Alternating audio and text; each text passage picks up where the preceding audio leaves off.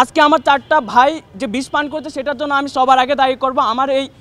আমার এই দেশের আমার স্বাধীন বাংলাদেশের জন্য যারা লড়েছিলাম, যারা আহত হয়েছি, সেই আহত হওয়ার পরবর্তী সময়ে আজকে যারা 4 জন বিষ পান করেছে সেই বিষ পান করার মেইন দায়ী হচ্ছে এই গণঅভ্যুত্থানের যে সকল রাজনৈতিক দলগুলো ছিল, ওই রাজনৈতিক দলগুলোকে আমি সবার আগে দায়ী করব। দ্বিতীয়ত দায়ী করব যে সরকার আমাদের রক্তের উপর দিয়ে গিয়ে রাজপ্রাসাদে বসেছে, তাদেরকে দায়ী করব।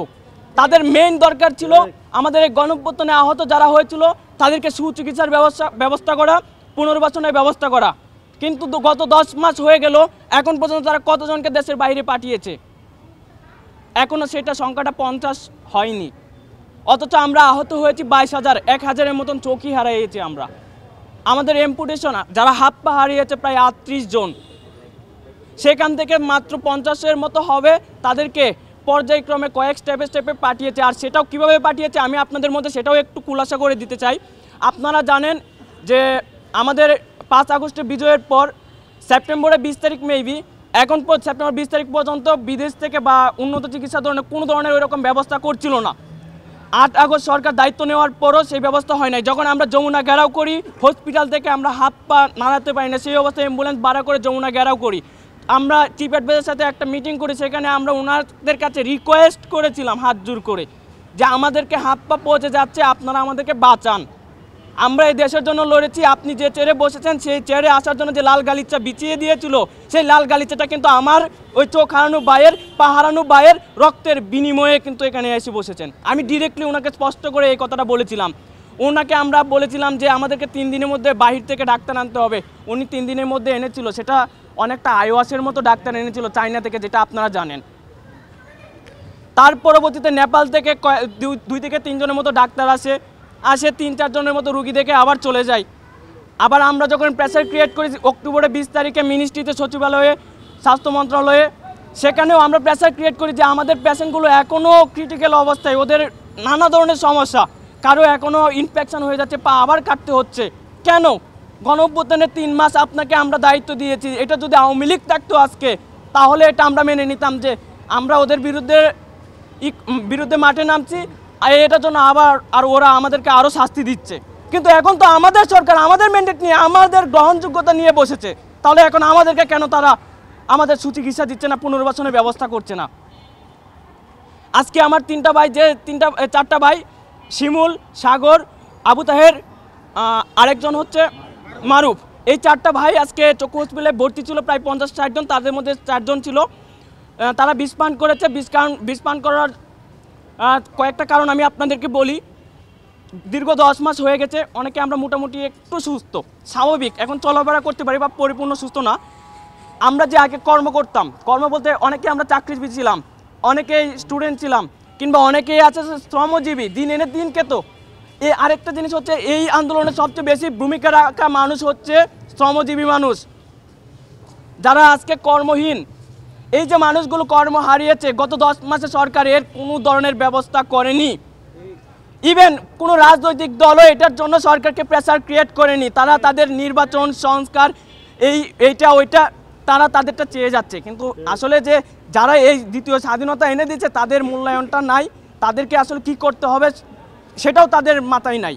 মানুষ কতটুকু নির্বোধ হলে এ ধরনের মনোভাব পোষণ করতে পারে, আমি রাজনৈতিক দলগুলোর কাছে প্রশ্ন রাখতে চাই। আজকে আমার 4টা ভাই যদি মারা যায়, এখনও ডাক্তার আমাদেরকে যতটুকু জানিয়েছে 24 ঘন্টার মধ্যে তিনি আমাদেরকে জানাতে পারতেছে না যে ওনারা কি আশঙ্কা মুক্ত কিনা।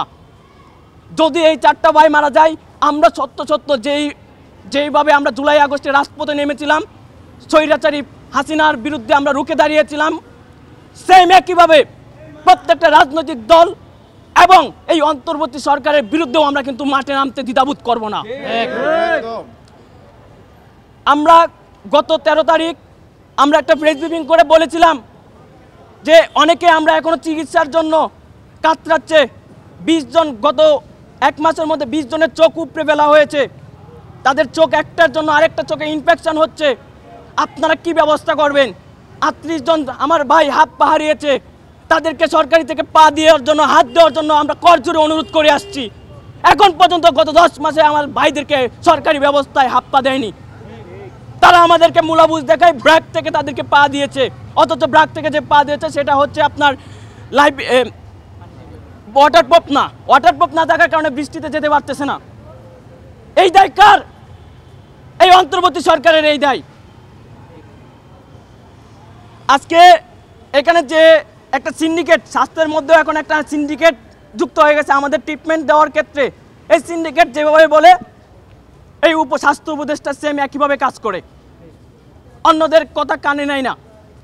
বা আরও আমাদের সাধারণ কিছু আহত ভাই আছে যার সাথে যার কোনো কমিউনিকেশন নাই, সে তার যে প্রপার ট্রিটমেন্টটা প্রয়োজন সেটা পাচ্ছে না। এই ট্রিটমেন্টটা পাওয়ার জন্য সরকারের দরকার ছিল তাকে খুঁজে বের করা, কিন্তু সরকার খুঁজে বের করছে না। বরং আমরাও যদি কোনো সময় রেফার করি আমাদেরকে মূলাবুজ দেখায় যে আমরা করছি, আমরা এটা করছি, ওর ফাইলটা ওখানে আছে, ওর ওখানে আছে, আমলাতান্ত্রিক জটিলতা, উমুক তুমুক, আমার টাকা নষ্ট হবে, সরকারের এত টাকা নাই, আমরা তো গরিব রাষ্ট্র।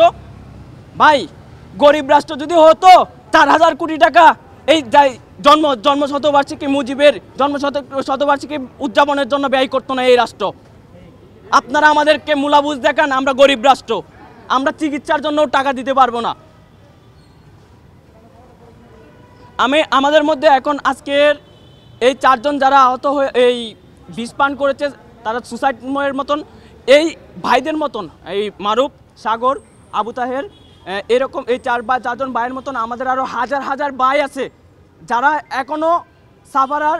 তারা এনি টাইম আজকের যে ঘটনা ঘটেছে সেটা কাল পরশু বা নেক্সট ডে এটা আবার ঘটবে। সরকারকে বিনীতভাবে অনুরোধ করছি আপনারা দ্রুত সময়ের মধ্যে আমরা যে কথাগুলো বলেছিলাম, যে দাবিগুলো আপনাদের কাছে উত্থাপন করেছিলাম, সুচিকিৎসা করেন, যে ভাইটা ঘরহীন, যে ভাইটা চাকরিহীন তার পুনর্বাসনের ব্যবস্থা করে দিন। যদি এই আমাদের এই কথাগুলো না মানেন, আমাদের দাবিগুলো না মানেন, তাহলে আমরা কিন্তু আপনাদেরকে ওই রাজপ্রাসাদ থেকে নামাতে দ্বিধাবোধ করব না।